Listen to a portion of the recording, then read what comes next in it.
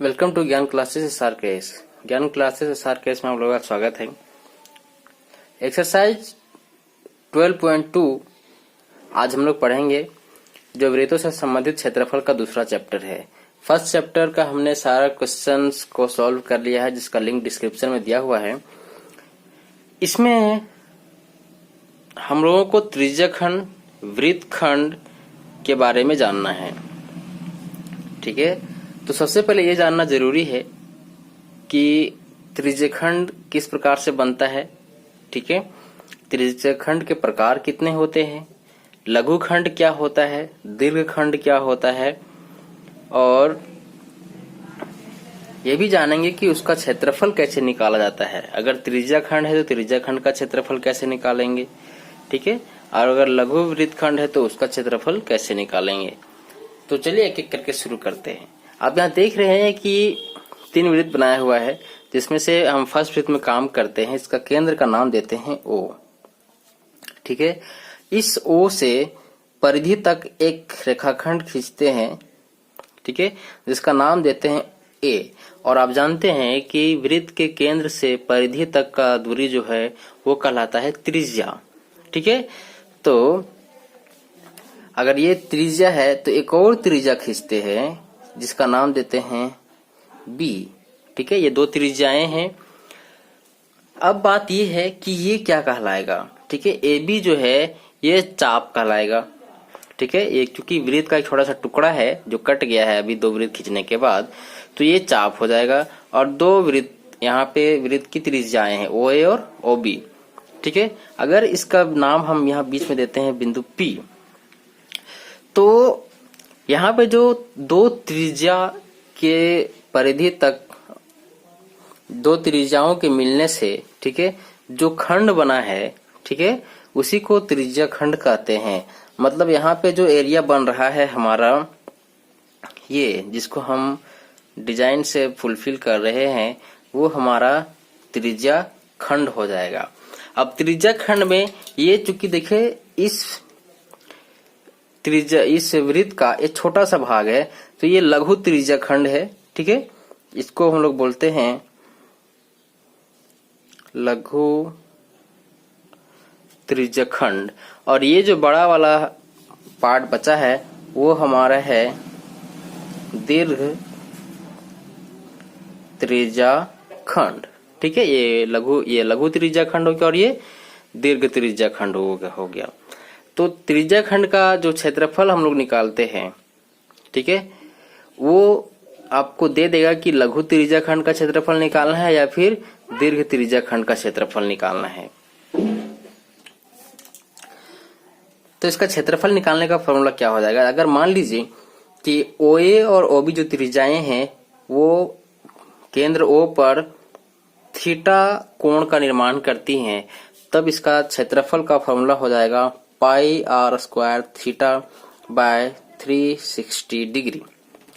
ठीक है, अब देखिए ये पाई क्या है, जहां पे पाई का वैल्यू है 22/7। ठीक है, और जो पाई है वो कभी कभी 3.14 भी लेना पड़ता है, तो वो जब तक क्वेश्चन में ना कहे 3.14 मत लीजिए। आर क्या है, आर इसका त्रिज्या रहेगा, थीटा दिया हुआ कोण है, और 360 वो तो आपका फॉर्मूला में है। ठीक है, ये हुआ त्रिज्या खंड का क्षेत्रफल का फॉर्मूला।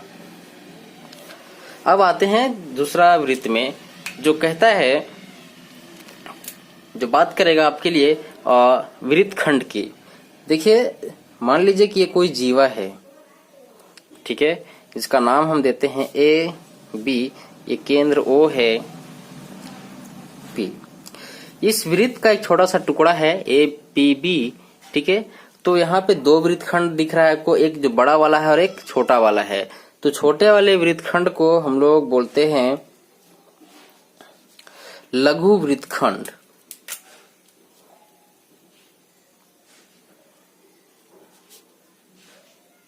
और बड़े वाले एरिया को बोलते हैं दीर्घ वृत्तखंड।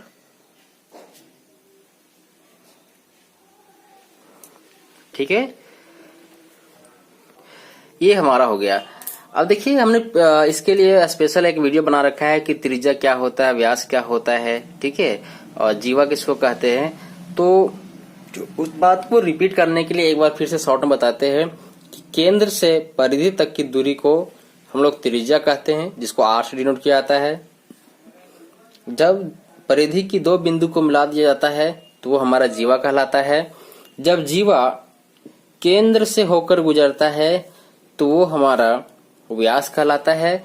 और यहाँ पे दो बात कि वृत्त की सबसे बड़ी जीवा व्यास होता है, ठीक है, और एक वृत्त में बहुत सारी जीवा व्यास खींची जा सकती है, बहुत सारी जीवाएं खींची जा सकती हैं और बहुत सारी त्रिज्याएं भी खींची जा सकती हैं।